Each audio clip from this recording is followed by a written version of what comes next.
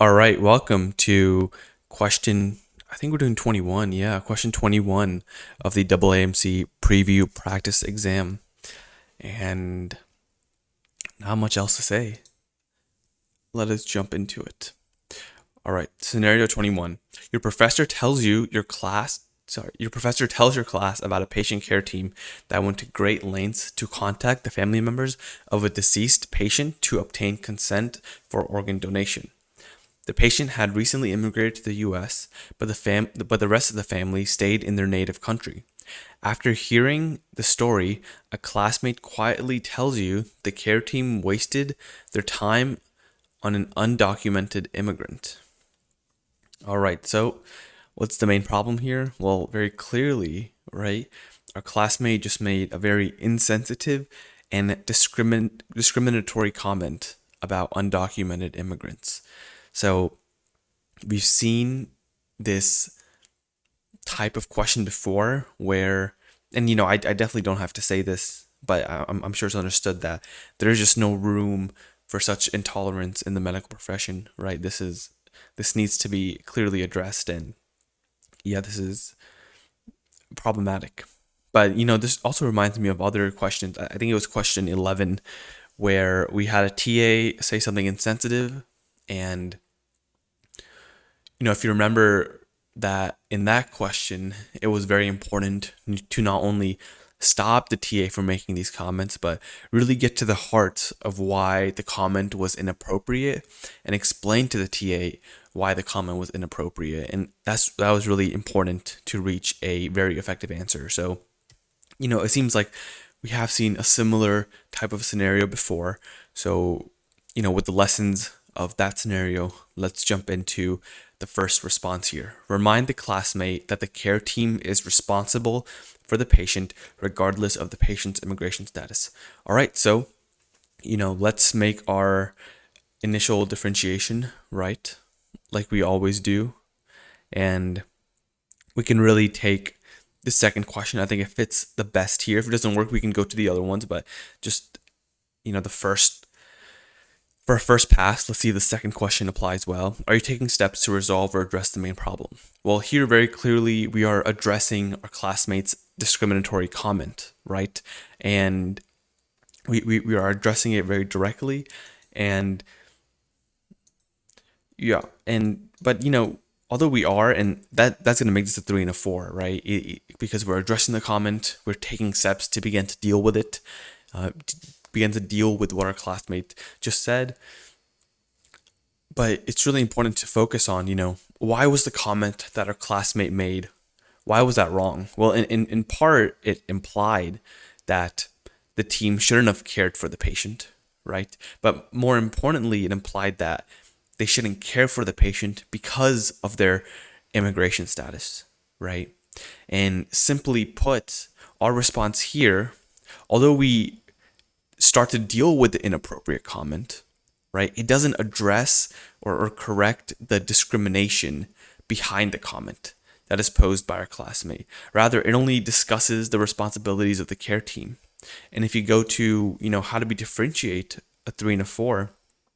Well, some important questions here that can be useful are, and definitely feel free to read through these and see which ones apply to our question and response. Remember, not all of these are going to apply, right? Because we have developed this list through, going through our tests so far, in the last 20 questions. So not all of them are going to apply, but some of them are definitely going to apply. One key question I'm seeing here is, are you addressing the root cause of the problem? And remember, we already learned this from question 11, that it's not just enough to have and begin to deal with the problem, but you have to get to the root of the problem, right? And the root of the problem here is the discrimination, right? And why is that so important, getting to the root?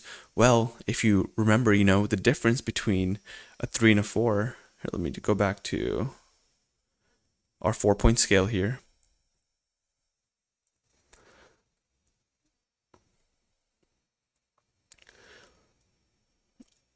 The difference between a 3 and a 4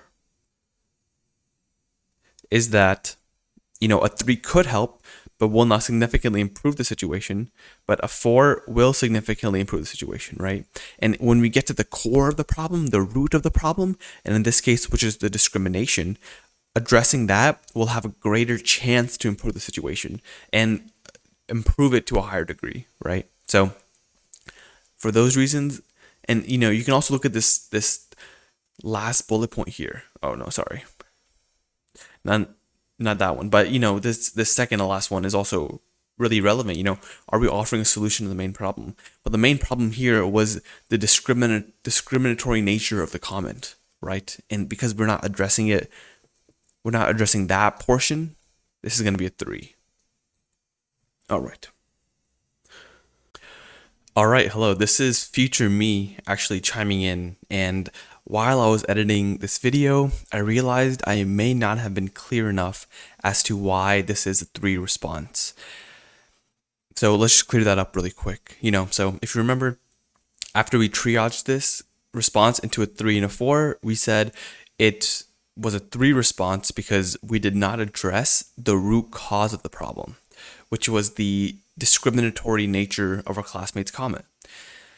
Now, you might come back and say, hey, we actually did address that because we told our classmate that immigration status shouldn't play a role in the care team's responsibilities, which, is advocating for patients of all immigration statuses. So, in fact, we did address the discriminatory nature of the classmate's comment. All right, you might come back and say that. Well, what I would say is that, although that's true, and we did outline, we should care for the patient regardless of their immigration status, we are still not denouncing the discriminatory nature of our classmate's comment, right? And in fact, this comment we made, this response here, this response about the care team's responsibilities can still be made by someone who holds prejudice against undocumented immigrants, right? And that is because we are not denouncing and fighting back against the discriminatory nature of our classmates' comment. Rather, we're just stating that, the responsibilities of the care team are, to not discriminate against anyone, regardless of their immigration status. Instead, what we should have been saying that would justify a 4 response was to have a conversation with our classmate about why his comment was discriminatory, and furthermore, why discrimination is bad. So that's the key difference. I hope that clears it up. I just wanted to jump in and make a quick insertion here just to clarify it a bit more. If you still have any questions, please let me know in the comments and I'll try my best to help. All right, let's just get back to the original video.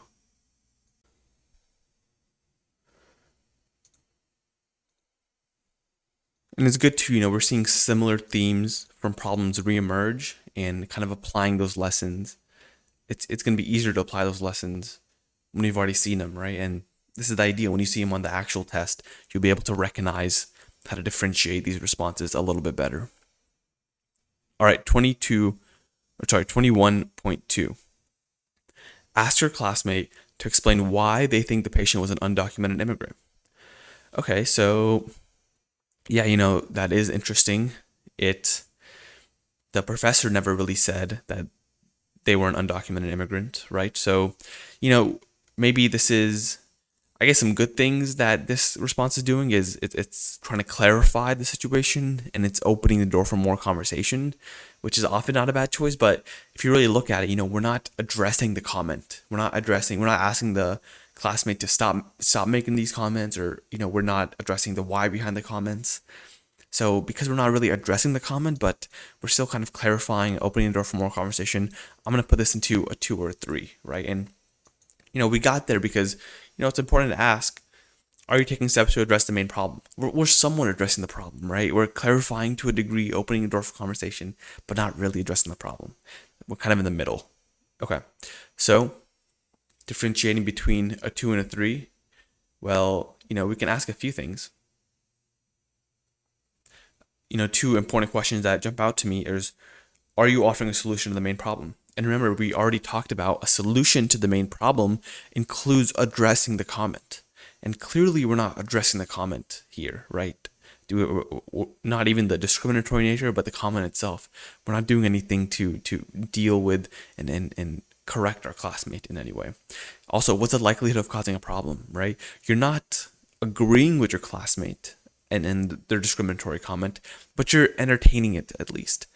With that, all those signs kind of point me towards this is going to be a 2 answer, right? It's going to have the possibility to cause a problem, but we're definitely not improving the situation because we're not addressing the comment. So it cannot be an effective response. And remember, that goes back to the 4-point scale and kind of the definitions of a ineffective, effective response. All right, 21.3. Quietly agree with your classmate so that you do not interrupt the professor.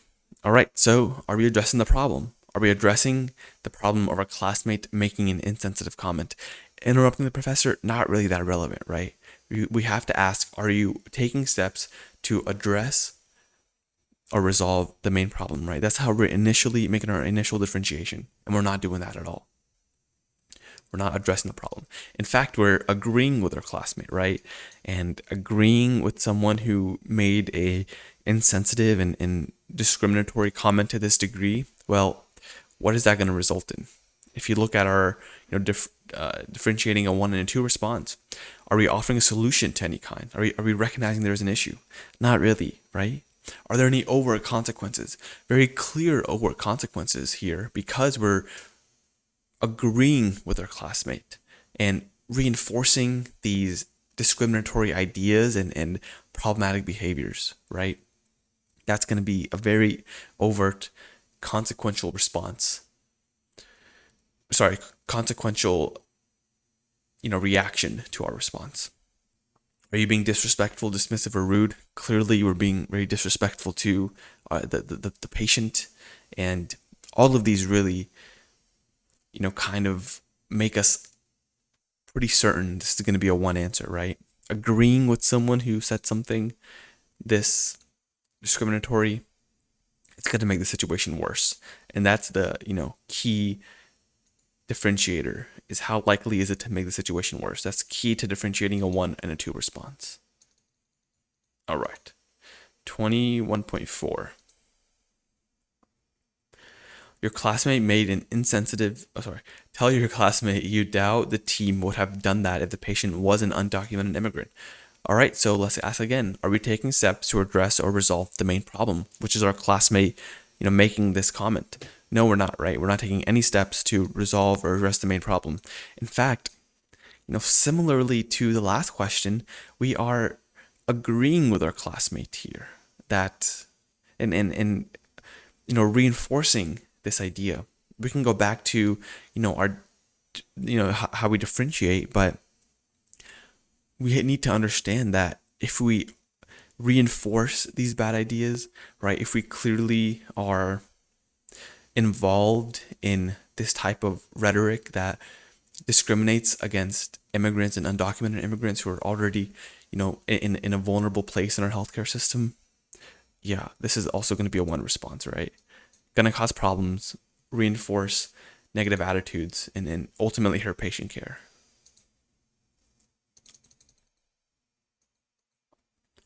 All right, 21.5. After class, privately explain to the classmate why you felt their comment was inappropriate. All right, so, after class, explain to your classmate why you felt their comment was inappropriate. Are we taking steps to address or resolve the main problem? Very clearly we are, right? We're taking steps to address the fact that our classmate made such a insensitive comment. That way I can already triage this into a 3 and a 4. And we discussed this earlier, right? We discussed this earlier about how it's important to get to the root of the problem in order to improve the situation. Really tangle with the discriminatory nature of the comment. And are we doing that? Very clearly we are, right? Very clearly we're addressing and confronting our classmate on the nature and the discriminatory nature of the comment. So by doing that, we can correct them, and not only correct them, but another, key differentiator is how proactive is our response in helping prevent similar problems from occurring in the future. Well, if we confront them in this way, and explain to them why the comment was inappropriate, we're much more likely, they're much more likely to not make similar comments in the future, as opposed to us just, telling them to stop making these comments. Because we're tangling with the discriminatory nature, really explaining to them why their comment was wrong, is doing a good job in improving the situation and preventing it from happening in the future. That's why it's going to be a full response. All right, I hope that was clear. Very important and good parallels to similar problems we've had. Once again, if you have any questions or if you want me to expand on anything, I'd be more than happy to engage in the comments. Definitely just leave a comment and I will respond to you. Beyond that, that's like and subscribe. Please share this with anyone who you think this could help. And yeah, one more question down, and let's move on to question 22. I'll see you over there.